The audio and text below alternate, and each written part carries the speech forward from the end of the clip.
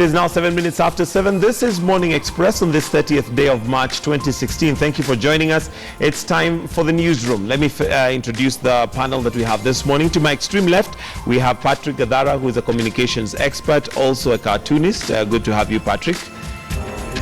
And next we have Koki Robiocheng, who's a senior lecturer at USIU, and she lectures in journalism. Morning. Welcome. Eric Latif, who's a journalist. Great to have you. Last but not least, we have David Ohito, who is our digital editor right here at Standard Group. Good to have you, and welcome from Kisumu. I don't know how Kisumu is doing. I know you've been there for a while. It's cooler than Nairobi. Which is different. Yes, Nairobi right now has soaring heat. And just to set the record straight, I saw an article that was going around that if you filled your car to the brim, apparently it can explode. Anybody who's done physics here who can maybe elaborate and tell us if that is true or not? I have filled my car several times. It's never exploded, so I don't know. Yeah. So I'd assume that how do cars in the Middle East operate?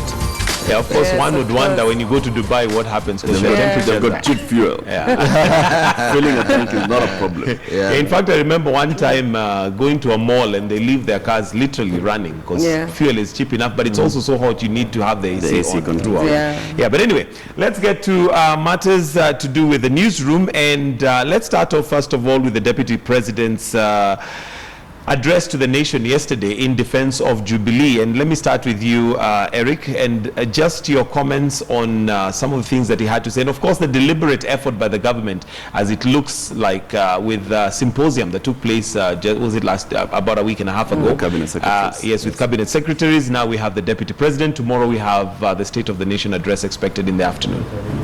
It's a wonderful media blitz. I mean, it's tactically it's good for them. But also, like we're saying off air, the Deputy President is a very well-spoken gentleman. He knows what to say, when to say it. Then he throws figures at you. Sometimes those figures, you don't have enough time to question the figures and to question some of the statistics that he gives you. But he's very eloquent. He comes out strongly and he says this is he seems to have points that he wants to put across. And he knows how to put them across. So I think the good thing about having William Ruto as Deputy President is he's a very good spokesman for the government. He's eloquent. Gadara, do you agree that maybe the figures that he has to give out are so well put, sometimes we get caught up in that and almost impressed rather than now poking holes into them? I think our media is easily impressed. You think so? Yes, and I mean, the fact is, this is not the first time he's been up on a stage speaking, and Eric is right. He is well spoken, he is very eloquent, But our media rarely goes after the fact to even check on these figures that they are given, what their sources are they accurate, etc.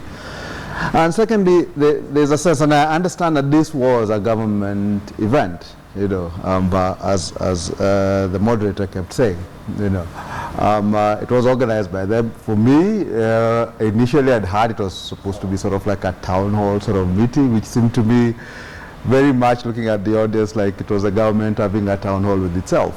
Lots of MPs, stuff. So it's not really what I would expect as a mix of ordinary people who would ask questions. The third thing would be, I think, in terms of preparations, and I mean, we pretty much allow them to run the show, even when we are moderating as journalists, So the tough questions, for example, I would have expected, I thought one of the things, if you're looking back at the last 3 years, I would be asking the Deputy President, what is the government's understanding of what Article 143, subsection 4 of the Constitution says, when it says the President can be prosecuted? Why are you going all over the world saying he can't?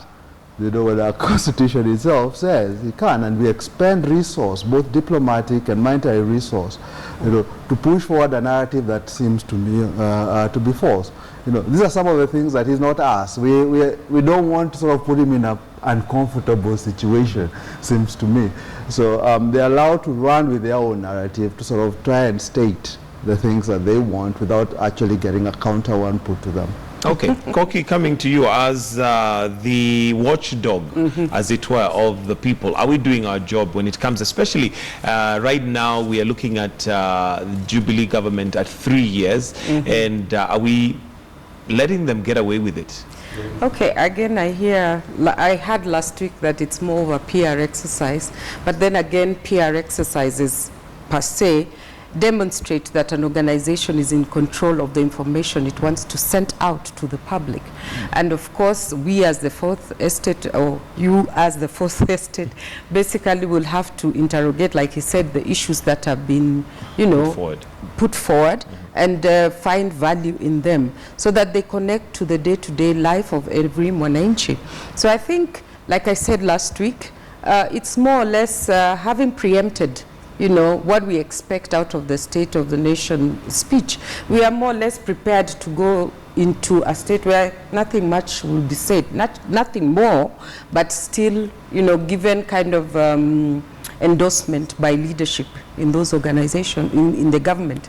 So that's basically what we are seeing. Okay, but now, given that the State of the Nation address by the President is really meant to be an address which lets us know as Kenyans how well we have done, are we doing our job in terms of asking them or putting them on the spot of what they have not achieved? Because we seem to get a lot of what, has gone right, but we leave whatever has not been done right, just to lie. I think you're reporting per se for news purposes. I don't see any endeavor to go deep into those issues, but you still have an opportunity to explore them. So it's not a matter of looking at it from a negative perspective, but more or less interrogating the positivity, and of course, not focus so much, like I said the other year, on corruption, but other things that are important. But I think the story must connect to the public. Okay. Yeah, yes. And I think also, you've got to understand that these events, both the CSAs and this one, are meant to lay the ground for what the president will say. So in essence, what they're doing is they are already propagating a narrative that the president will be pushing, and we have the opportunity now, we haven't taken too much advantage of it, but we've got the opportunity to start interrogating some of these things, and to start asking questions. So I would think, the State of the Nation is tomorrow. You'd have expected much of this week would have been devoted to actually looking back at what was done in the other State of the Nation, what has actually been achieved. And since they're using 3 years as a theme, looking back at their manifestos, and then asking, okay, out of all of this that you promised, what have you actually delivered? And then what are our priorities as a country, as opposed to just what you want to give us, what are our priorities? So that then we also set our own stage that says, this is what we want to hear from him, not simply it being a one-way conversation. Okay. Ohito, David Ohito. Yeah. Thank you, Mike. It's good to be back. Very interesting address by the Deputy President. A very eloquent gentleman. But thank God it took them 3 years to do the first town hall meeting. So tells you how far we've come from. But then I agree with Gadara that it was not inclusive at all. You could see it was the government speaking to itself. I saw cabinet secretaries dozing off, So I don't know what they must have had tough days. My good friend Matiang'i must have had a rough one after meeting the MPs the whole day. And then the rest were like, okay, we've done 5,000 kilometers of road network. Some good achievements, but what is the cost of this to the ordinary Mwananchi? It is not their money, it is Mwananchi's money. I was waiting to see this is how we've improved the living standards of Kenyans in this way, that a Kenyan who used to have this kind of income today has this kind of income in relation to the inflation rates and so on. I also expected to see them addressing critical issues that you see in the newspapers today, that 13,000 Kenyans still are infected by cholera in this day and era. When you have several billions getting lost, I think we need to bypass that and showcase a critical country that can really address basic problems. For me, the speech was really elitist. targeted at elitist audience, trying to preach the pillar of success of a regime that is 3 years old, but has not addressed the massive poverty that is affecting Kenyans, the high cost of living, and how corruption has ruined the takeoff of this country. Is that something maybe we would expect that the president might address now that this could have been... The script has been set. So I don't think the president will say a single new thing other than what the cabinet secretary said, what Ruto has said. So for me, I think the same script. It's a wrap. It's written by the same person. Yeah. It's going to be the same. And Michael, just to speak, as a moderator, because I've moderated these things, and I hear what Ohito is saying. It's true. I think the most important thing for a moderator at that event would be to break it down, not remove it from it being elitist and giving us figures that will not make sense to. This is a televised address. It's actually a national address by the deputy president. So what are you going to ask? Sometimes for us as moderators, it's actually very tough trying to balance between the two. Because you're trying to actually make it look like, we are not just talking cheap stuff here. We're not saying that mambo kidogo kidogo, but you're trying to put figures. But then translating those figures into what it actually means to the person within that time, during the interview, sometimes it's not easy. And I hear it. I think that's a challenge that we have, and that we need to find ways of getting that skill of breaking it down. So yes, you've told me that this number of kilometers have been tarmacked. What does that actually mean to the person? I agree with Robbie and Gadara. This is the Kenyan nation. I didn't see a single opposition leader. I didn't see, ordinary Mwananchi. It was like a vetted town hall room, closed door meeting where you have a few university students asking questions. We wanted to see real questions being asked. You have the glaring monster of graft weighing down. If you put on a weighing scale the amount of corruption reported this year versus the beautiful projects DP Ruto spoke to, you know where it will tilt. And those are some of the challenges. It's a PR function. As a PR organizer, you are not going to bring your position into that. I mean, they're going to take over your agenda. You will have to be completely in charge, and like what you say, this was a PR event. And would we be expecting too much from the government to actually be questioned, to put a forum? They put up the forum themselves where they're actually going to be put on the spot. That is what the essence of a town hall meeting is, basically to do that, so that you are checked. The essence of a town hall meeting in all cases is for you to manage your communication. And in instances where you know that the communication is going to be hijacked and taken in a different way, you want to make sure that you close off control it. Look at all town halls, even for the presidents, even in America. But they are different. Bring in a friendly. There's a major difference. If we look, for example, at the U.S. Right now with the electoral season, they have very many of them. They're almost exclusively organized by the media. They're not government events. This is the difference. The town hall. This is a difference. This is the town hall. They're actually town hall meetings organized by by the press. And this is my point.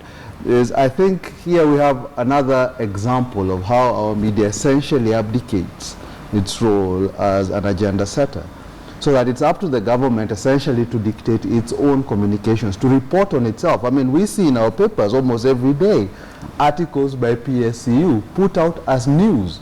These are press releases being reported as news, and what that means is the government, State House, is reporting on itself. What they want to say. It's not us reporting on them. We're simply regurgitating what they're saying. And my point is, this town hall was a similar thing. Because you've got a well-known media personality as moderator, it might give the impression that this is the media interrogating. But this is, as they said, a PR event, organized by the... Let's look at these events critically. When you talk about a town hall meeting, you're actually talking about a problem-solving event. Sure. You have people who are discussing issues in their, let's say, county. And I've seen television do that oftenly, and I think that's a good way of looking at it. But this is really a statement from an organization called government, and that's what they're telling you. So media has opportunity to find situations where you can actually have common Mwananchi come in and the conversation still can be held. Mike, I want to throw in a very critical analysis. I watched it on several channels.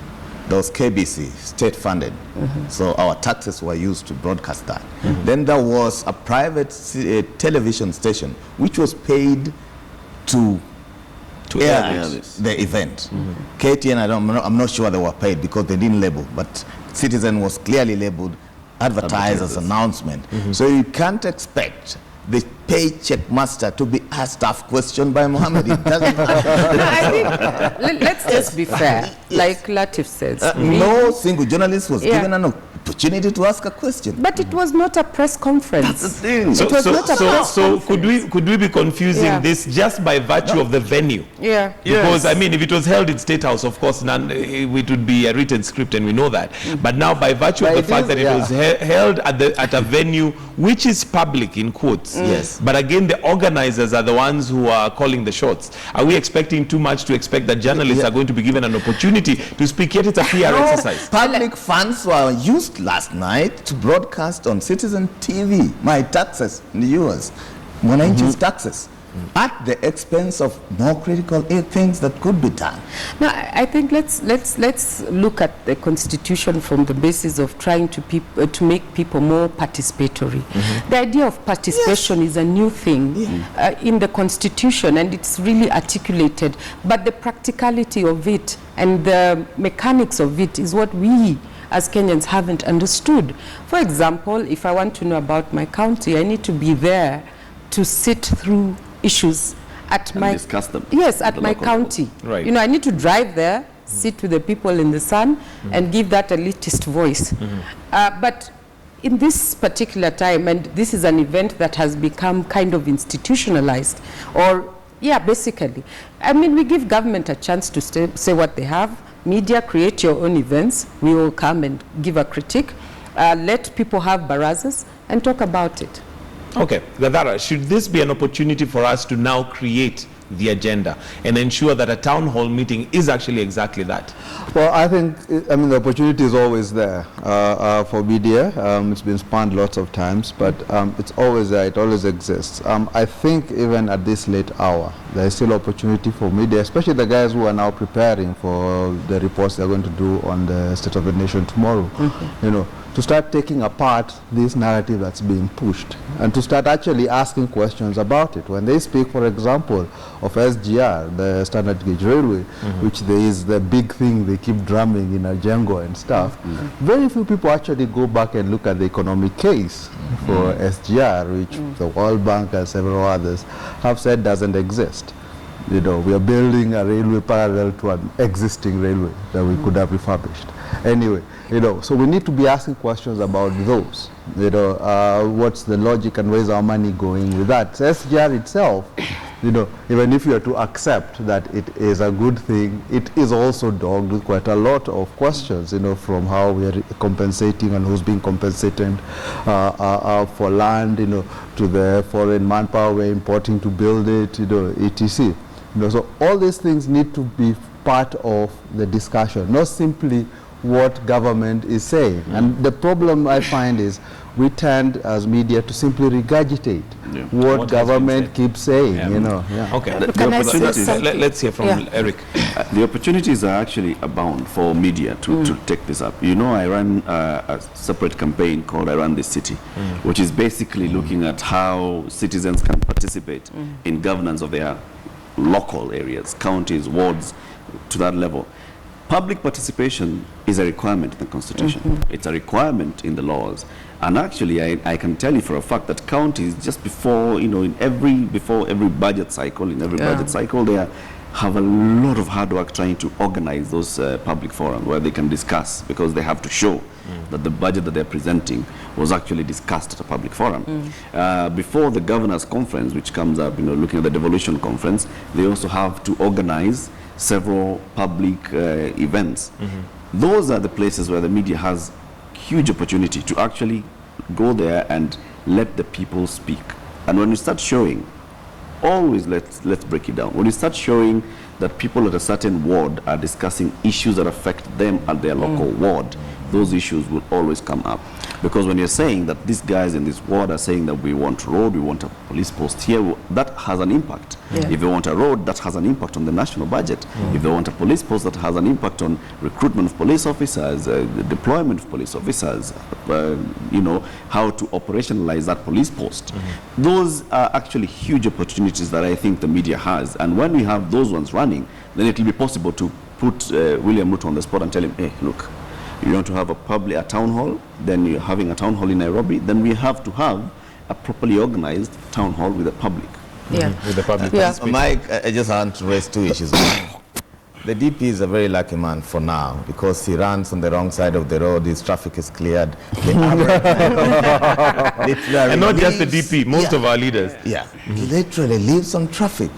He didn't say a thing about it, and for him it was normal. Which investor would want to put his money where it takes 4 hours to move between Mombasa Road and Westlands? It doesn't make sense. Let's address critical issues that affect us.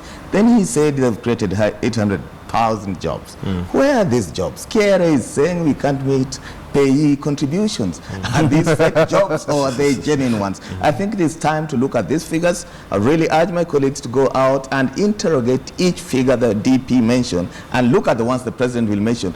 Sometimes the minister said a different one from the DP and a different one from the president himself. So you really don't know which one it is. Maybe the new spokesman will come up with some other figures. And even if, as we wind up, I think it's really time to get our act together and look at those figures. They said, for example, that they had connected over 90% of the primary schools to electricity. I think the report is different, and let them show Kenyans which are these 90% of primary schools in Kenya that are connected.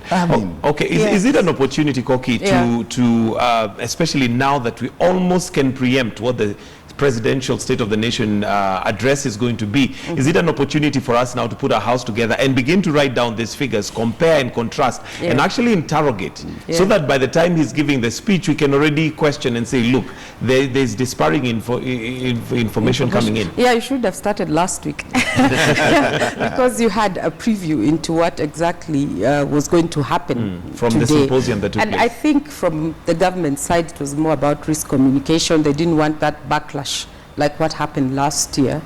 But I wanted to say something about, the town hall, the concept of town hall. In fact, it's not even the media who should be organizing town halls. It should be you and I, who come from those counties, or the voter, should be organizing. Then we call the media to record that.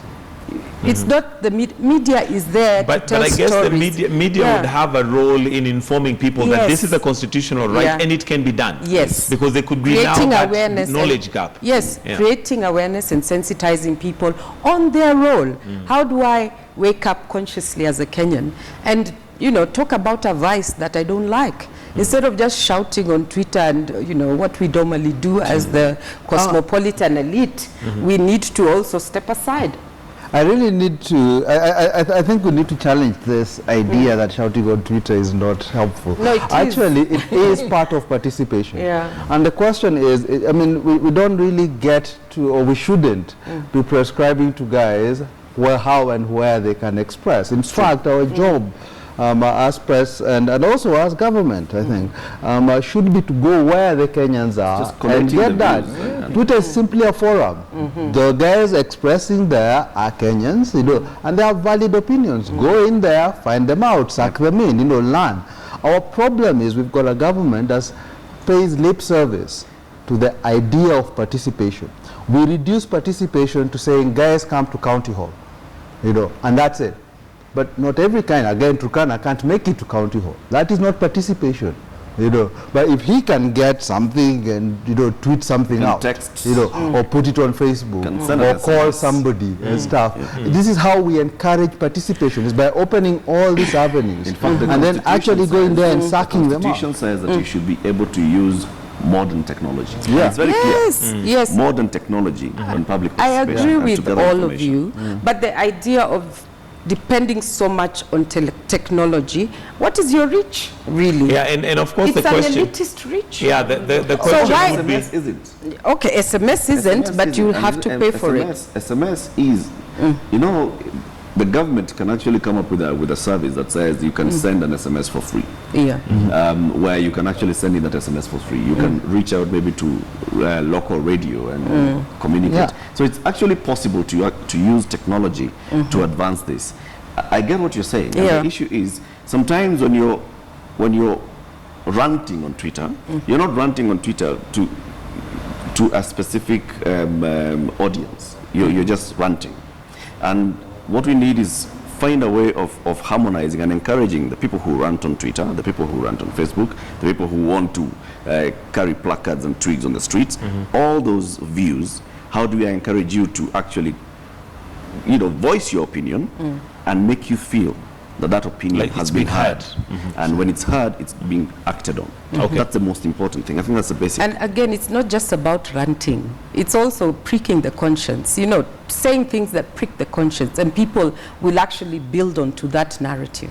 And also appreciating. Okay. We forget sometimes it's important to my appreciate. proposal going forward would be that let's have opposition on one side, the government on one side, moderated by independent media houses who have not been paid to air content. And then you can have a very solid argument, because these guys will come with their papers and say, we've done this number of schools connected to electricity, and the MPs or the other leaders will counter that with facts and figures. The question then, Ohito, would be who is going to pay for that exercise, because at the end of the day... They use public coffers to pay for it. We've lost billions in fishy deals in all ministries. I mean, what is so expensive in just getting 2 or 3 hours to have a genuine debate The that addresses... state will pay for it. The state pays for it. Or it, Kenyans, not or even it the can state. be CSR from the Kenyans. media.